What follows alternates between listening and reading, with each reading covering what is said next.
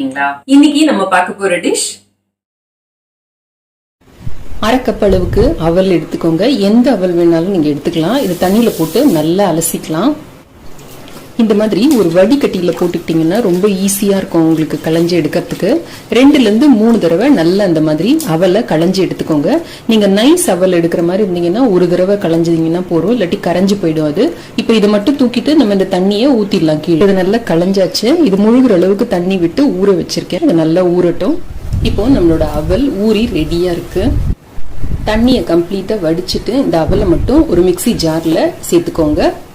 இதை தண்ணி சேர்க்காம இப்ப மிக்சியில நல்லா அரைச்சிட்டு வந்துடலாம். கொஞ்சம் தள்ளி விட்டு இந்த மாதிரி அரைச்சி எடுத்துக்கோங்க. இப்போ இதை ஒரு பவுல்ல எடுத்துக்கலாம். இதுல அரை கப் அளவுக்கு அரிசி மாவு எடுத்திருக்கேன். இதை கொஞ்சம் கொஞ்சமா இந்த மிக்சியில போட்டு எடுத்தோம்னா இந்த ஒட்டிட்டு இருக்கிற மாவெல்லாம் கூட வந்துடும். இந்த மாதிரி அந்த மாவு எல்லாம் வந்துடும், எடுத்துக்கோங்க. இப்போ பாக்கி இருக்கிற இந்த மாவையும் கொஞ்சம் கொஞ்சமா தூவி நல்ல ஒரு சாஃப்டான ஒட்டாத ஒரு மாவா நம்ம பிசைஞ்சு எடுத்துக்க போறோம். தேவைன்னா இன்னும் கொஞ்சம் கூட அரிசி மாவை ஆட் பண்ணிக்கோங்க. நம்ம எடுக்கிற அவலோட தன்மைக்கு ஏற்றபடி இந்த அரிசி மாவோட அளவு மாறுபடும். ஸோ நான் கெட்டி அவல் எடுத்துக்கிறதுனால இந்த அளவு எடுக்கிறேன்னா, உங்களுக்கு வேணும்னா நீங்க தின் அவல் எடுத்தீங்க அப்படின்னா அதோட அளவு வேறையா இருக்கும்.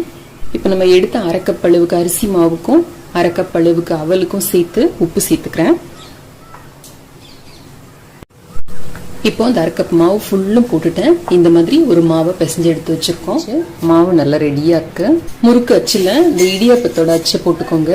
போட்டு இந்த மாவை உள்ள நிரப்பிக்கலாம். இட்லி தட்டுலயோ இல்ல இடியாப்ப தட்டுலயோ எண்ணெய் தடவிட்டோ இல்ல இந்த மாதிரி துணி போட்டுட்டோ பிழிய ஆரம்பிச்சிடுங்க.